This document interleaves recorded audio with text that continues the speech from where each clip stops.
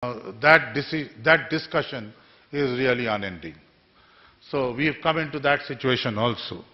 So, but what is alarming today is when we talk of all these things, you must know that in our country, we have the potential of doing only 870 odd megawatt of solar power cells in a year. That's the manufacturing potential. Now we are talking of manufacturing. I think this has huge opportunity. Because you will find that there is a special thrust on Surya Urja today, the solar power. And there's a huge potential. Recently we were trying to do about 1,000 megawatts of indigenous solar power generation. We found that people who responded to us saying that they have 762 or 765 megawatts of making experience in manufacturing solar cells, and of that the free potential is only about 300. So if you can do 300 every year, you know how many years it takes to really complete the potential that you have. So that's something which we have to look as a country, and since I'm speaking to the Chamber of Commerce, I would feel that you will encourage this, because, and I would wish the Bengal Chamber of Commerce takes an initiative, because when I told in Delhi I'm going to address the Bengal Chamber of Commerce, they said, Bengal has a Chamber of Commerce? So, that's the question asked to me. So I think this is a huge challenge to you guys. Take up solar seriously, put it up, and there's a huge market and potential in the country. Well, I'm not talking about the GDP of the countries and all that, but I must tell you one small thing, that our per capita consumption of energy is about 917 units. China is roughly 3,000. Population parity wise, I'm saying, let me not talk about other countries. We all know that energy is the primary driver of the economy. Therefore, there is a huge potential of providing energy to the people, providing actually reliable and affordable energy to the people. And I think this chamber here could show us the way to provide real, affordable energy to the people, a reliable energy. And believe me, like every rickshawala goes around with a mobile phone, payment is not an issue if we can do it right. Thank you so much.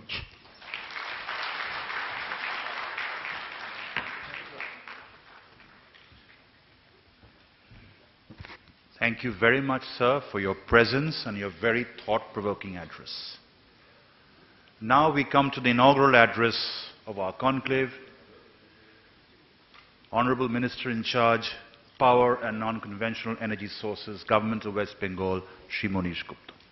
Sir.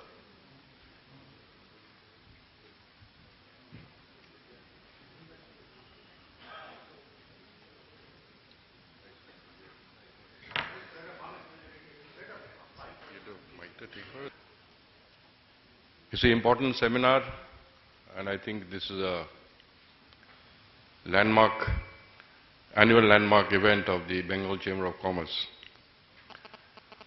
We have on the dais today Mr.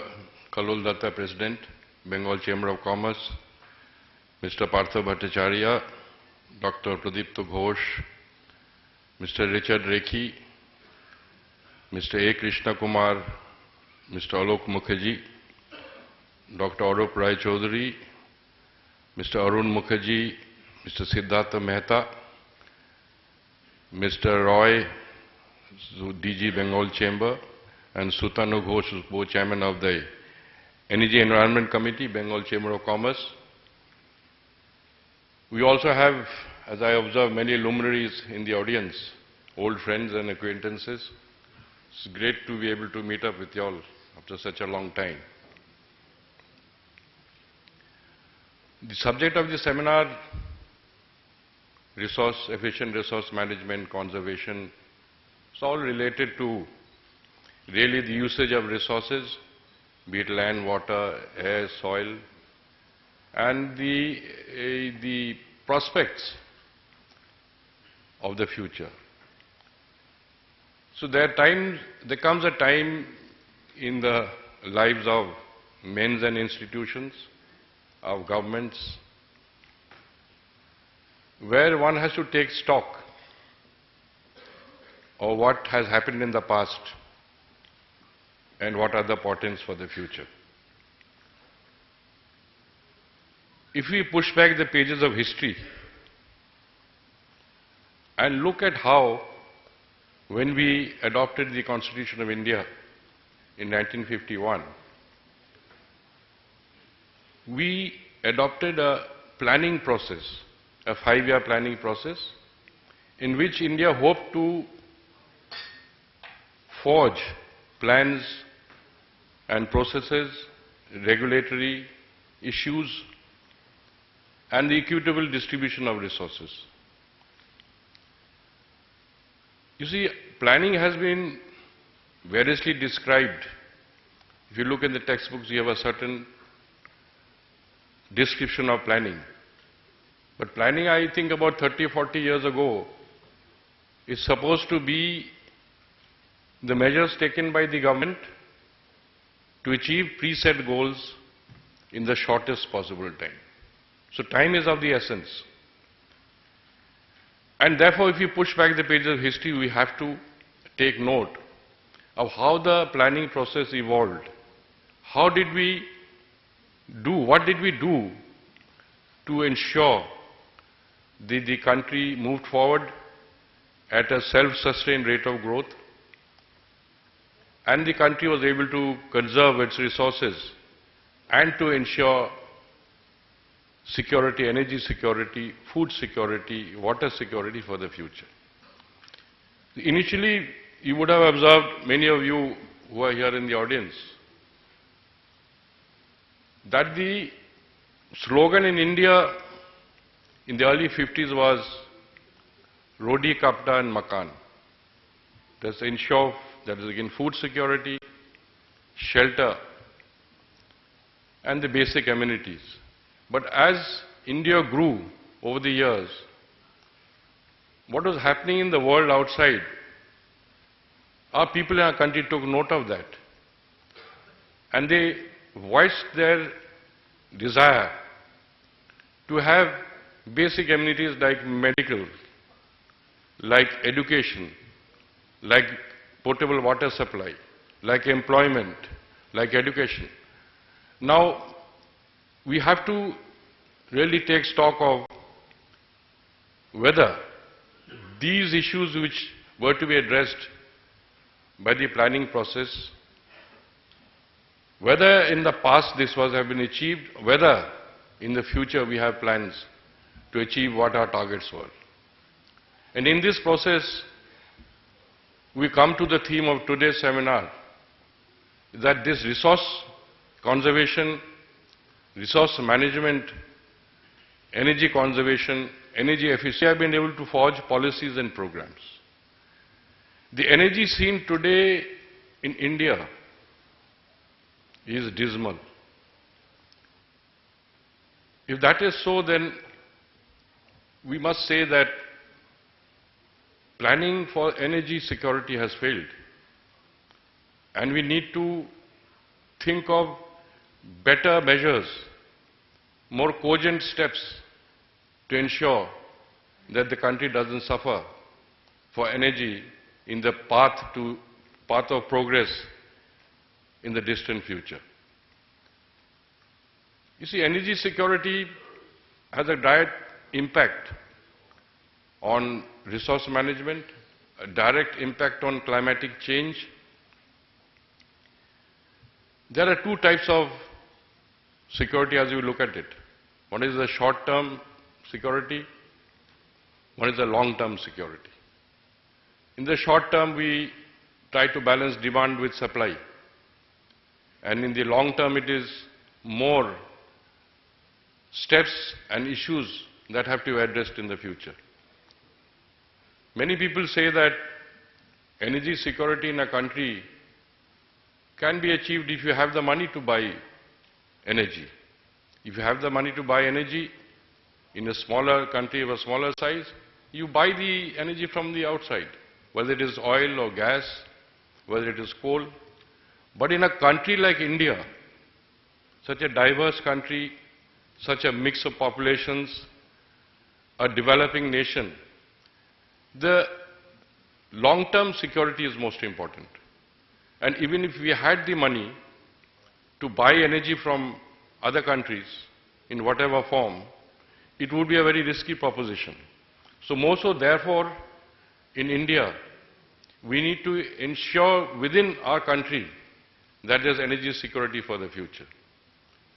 If you look at the various sources of energy like coal, gas, other alternative sources of energy, oil, today we are importing more than 70% of our oil requirement. And it is expected that by the end of the 12th five-year plan, this is going to go up further. It's a great drain on our resources. If you look at coal, today we have about 40 to 50 years of coal left with us.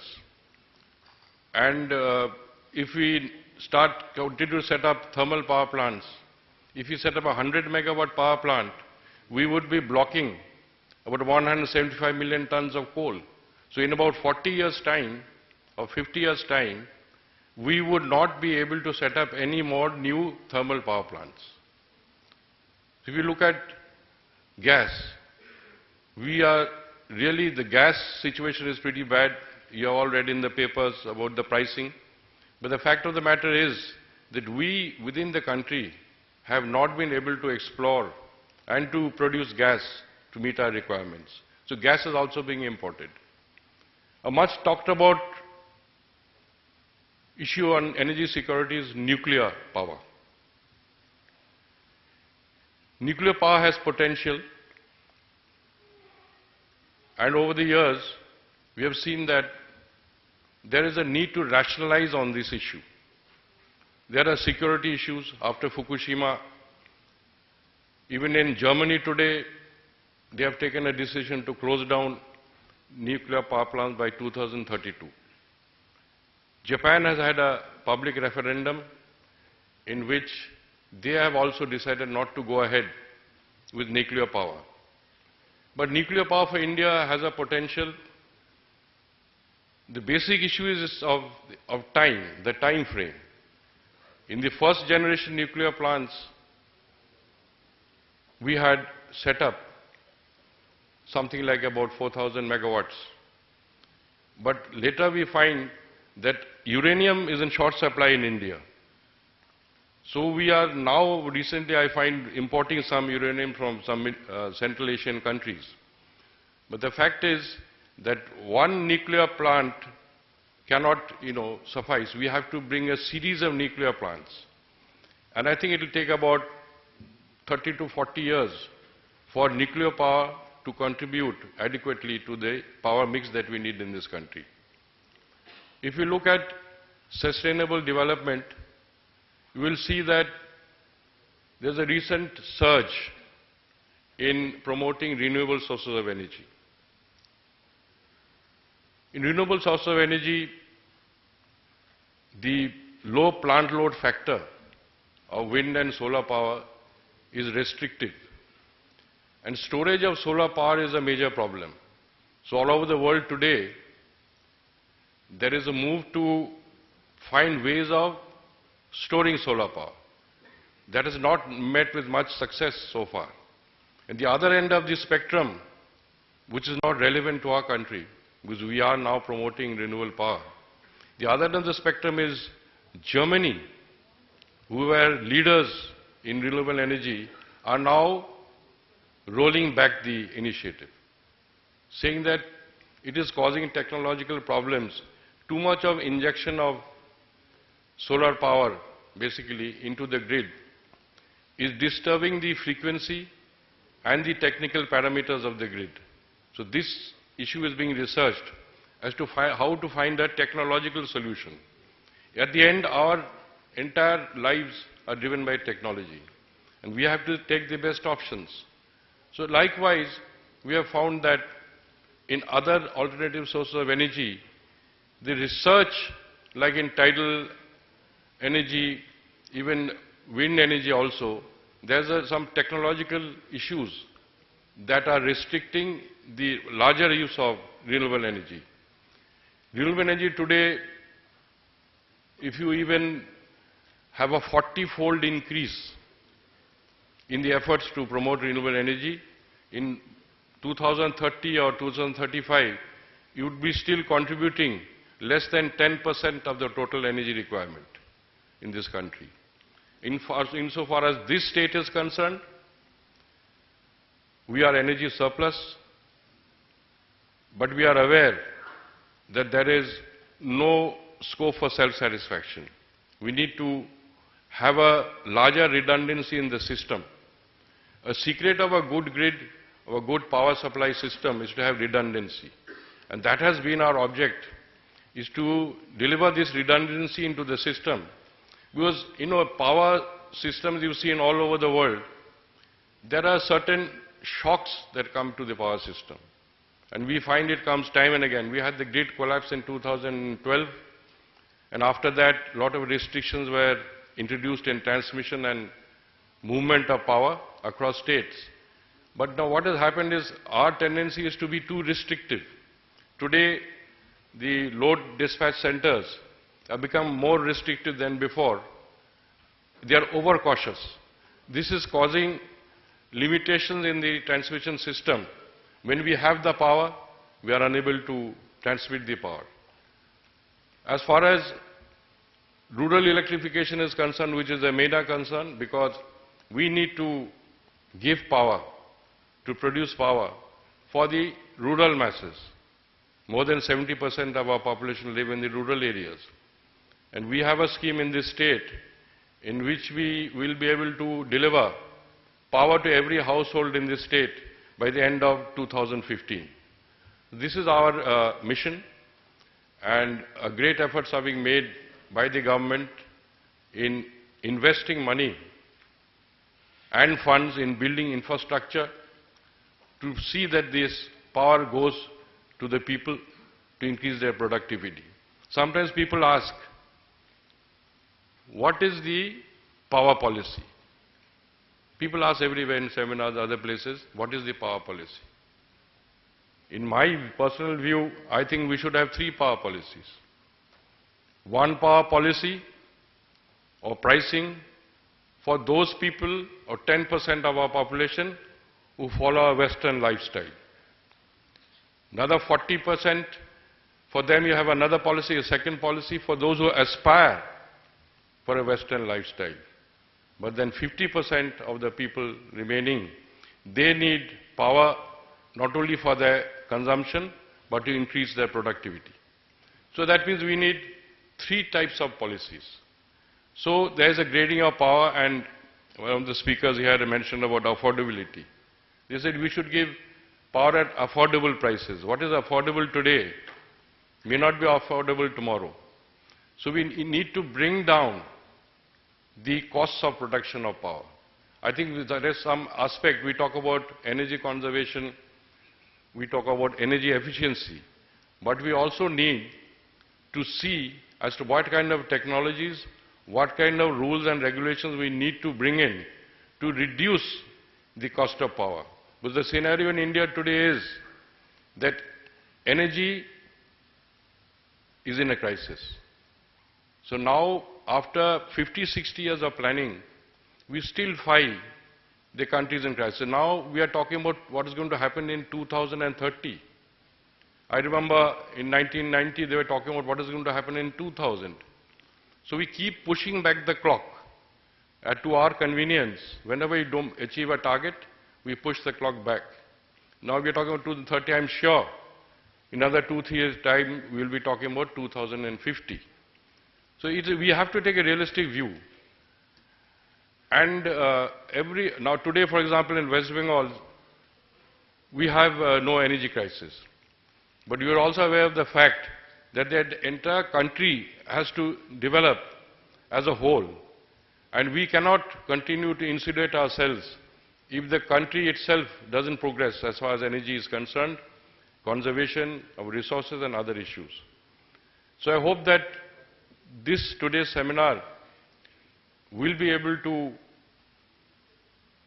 show some guiding lights as to what we should do about energy security and resource management, what kind of regulatory measures we need to bring in so that equitable distribution of resources. Today, West Bengal is sitting on 70% of coal deposits. But it's no great advantage to us because coal deposits are controlled by the central government for all states. And we are buying coal at prices fixed by Coal India. And Coal India, due to its own business decisions, keeps on raising the price of coal every now and then. The coal being the heart of thermal power, and thermal power being the heart of energy in the state or in the country, coal is a serious issue. And by the end of the 12th five-year plan, that 2017, we would be importing more than almost 200 million tons of coal. So if you keep on importing coal in this fashion, and the prices of coal keep on rising, I find that we are going to get into a very, very serious situation. And I think the government of India need to take a very hard look at the coal issues which surround the supply of coal, the mining of coal, the pricing of coal, and the more equitable distribution of resources. Many of the states have been harping on appointing a coal regulator. Last 3-4 years, I find, even till now, there is no promise that a coal regulator will be up. If you have regulation in other sectors of the economy, why should not there be a coal regulator in such a critical area of operation? So I hope that this seminar will address these issues, and I wish you all the best of health. Thank you very much.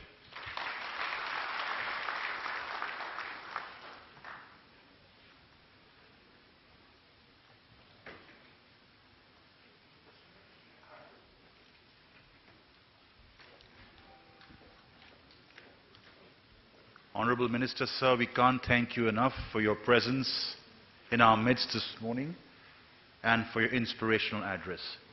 Although our program clock shows lunchtime maybe, I think we can certainly have an interactive session with questions and participation from the floor. The floor is open. Yes, we'll take questions. Can a microphone go around, please? And please give a very small introduction and the question and to whom it's directed. And please be very crisp and brief. Thank you.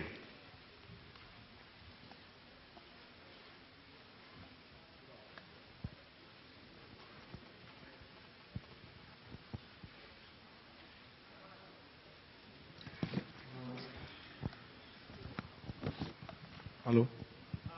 Yeah, good afternoon. This is Anit Ghosh. I am from the Committee of Experts, United Nations Global Geospatial Information Management, and Principal Advisor, Supreme Geospatial Services. There are two specific questions. One to, of course, Mr. Siddharth Mehta, and another one is our Honorable Minister, Mr. Manish Gupta. For Mr. Mehta, basically, you know, I believe there are a lot of problems with the coal, Supreme Court judgment and all those stuff. But what I find out, especially here in India, there is no such comprehensive effort for data creation and for understanding of the allocation and disbursement of the resources in micro level, especially from the corporate side, and which create a huge gap. And we are always expecting that government will provide.